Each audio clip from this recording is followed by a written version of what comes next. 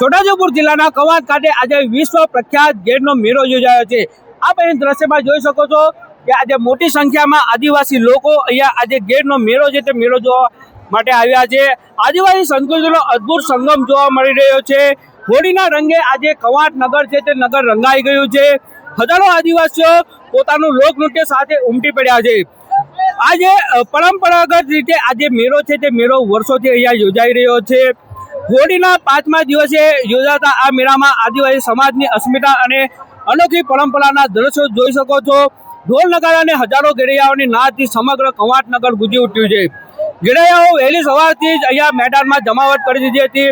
આદિવાસી યુવાનોએ પોતાના શરીર પર સફેદ માટી અને રાખથી ચિત્રામણ કરી છે। માટે મોરપીંછના ઊંચા મુંગટ અને કમરે ડઝનભર મોટા ઘૂઘરા બાંધીને અનોખો વેશ ધારણ કર્યો હતો। જ્યારે આજે ઘેરૈયાઓ છે તે ઢોલના તાલે એક સાથે નૃત્ય કરે છે ત્યારે તેમના કમરે બાંધેલા ઘૂઘરાઓ રણકાર કિલોમીટર સુધી સંભળાય છે।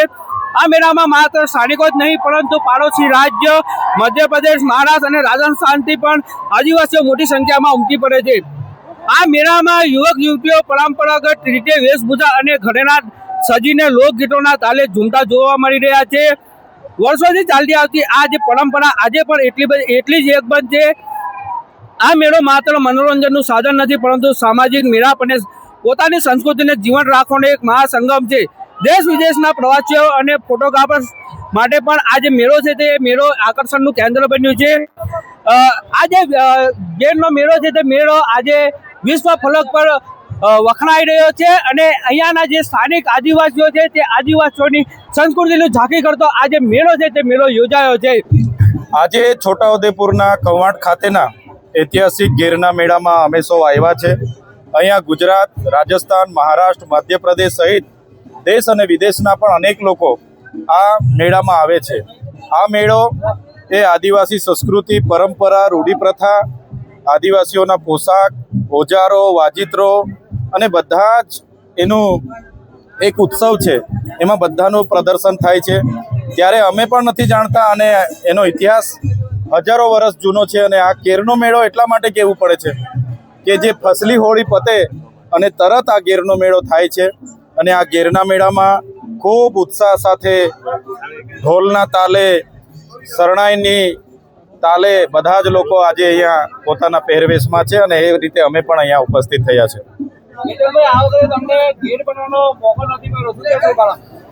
મારે જે પ્રકારે ડેડિયાપાડામાં પ્રતિબંધ છે આ વખતે મને આસાન અપેક્ષા હતી એટલે મેં નામદાર હાઈકોર્ટમાં રજા માટે મૂક્યું હતું કે ભાઈ હું પણ ઘેરૈયા બનું છું અને ઘેરૈયા બનીને મારા ગામમાં અમે પણ ઘેર ઉઘરાવીએ છીએ। ત્યારે ઘેરૈયા બનવા માટેની રજા મને નામદાર કોર્ટે નથી આપી, જેથી કરીને હું ઘેરૈયા નથી બન્યો। પણ મારી પાલણી મેં કરી હતી અને નારિયેળ પણ મેં મારા ગામની હોળીમાં મોકલાવી આપ્યું હતું।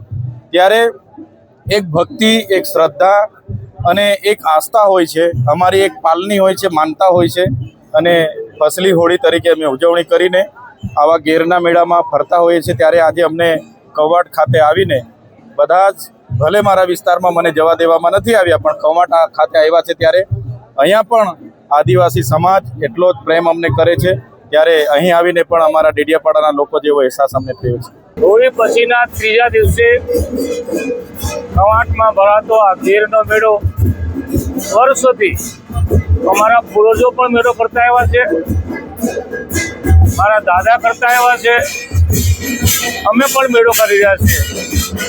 અહીંયા કોઈ પણ જાતના નાત જાતના ભેદભાવ વગર પક્ષાપક્ષીથી પર રહીને આદિવાસી સમાજ કાયમ માટે એકત્ર થાય છે અને પોતાના ઢોલ, ત્રાસા, શરણાઈ વગાડીને આનંદ લૂંટે છે। અહીંયા પધારેલી આદિવાસી પ્રજાને, યુવાનોને, વડીલોને બધાને મારા પરિવાર તરફથી આ ગેરની મંગલ શુભકામનાઓ પાઠવું છું। વર્ષોથી પરંપરા જે ચાલી રહી છે એ પરંપરાને જાગૃત રાખી, જીવંત રાખી આદિવાસી પ્રજામાં એક સારો મેસેજ જાય, આદિવાસીઓ એક રહે, પોતાની સંસ્કૃતિ જાળવી રાખે એનો એક ઉદ્દેશ છે। ગુજરાતનો પૂર્વ પટ્ટીનો વિસ્તાર, જનજાતિ વિસ્તાર એટલે છોટાઉદેપુરનો કવાંટનો હોળીનો ગેરનો મેળો એ નિહાળવા લાયક છે.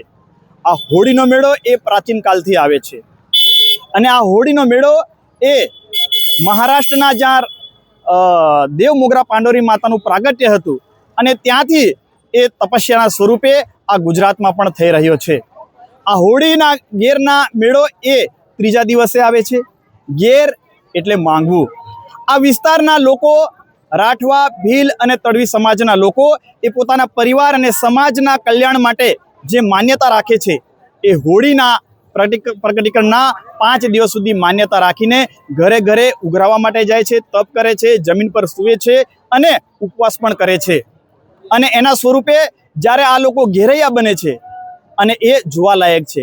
ઘેરૈયા એટલે માથે સરસ મજાની મોરપીંછનું મુગટ હોય અને શરીર પર સફેદ ટપકા હોય, રંગબેરંગી આ જનજાતિ સમાજના કપડાં પહેર્યા હોય, હાથમાં કડું હોય અને સાથે સ્ત્રીઓ પણ આ રાઠવા અને ભીલ સમાજના જે એકદમ જોવાલાયક ચાંદીના સોનાના આભૂષણો પહેરીને જે એક સાથે 50 અને 100ના સમૂહમાં નૃત્ય કરે છે અને જોતા ઢોલના નાદ સાથે, પીહાના નાદ સાથે નૃત્ય કરે છે ત્યારે લાગે છે કે આ છોટાઉદેપુર કવાંટની ધરતી એ કલા અને સંગીતમાં ઝૂમી ઉઠે છે.